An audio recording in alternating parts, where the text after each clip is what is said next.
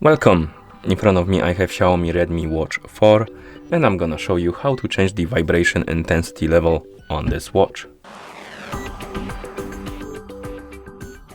First thing we need to do is to wake up the screen on our watch, and you can do it by pressing the crown button.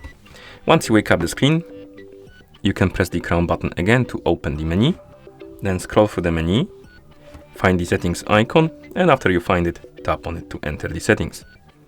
In settings, scroll down and find the option called sound and vibration. And once you find it, tap on it. Here, scroll down, and at the bottom you will see the option called vibration. Tap on it, and as you can see here we have 3 levels of vibration. We have off. If you select this one, basically it will turn off the vibration so your watch won't vibrate. Then we have default and strong. Select the one you like, and then you can press the crown button to go back to watch face. And that's how you change the vibration intensity level on this watch. Thank you for watching. If you found this video helpful, please consider subscribing to our channel and leaving a like on the video.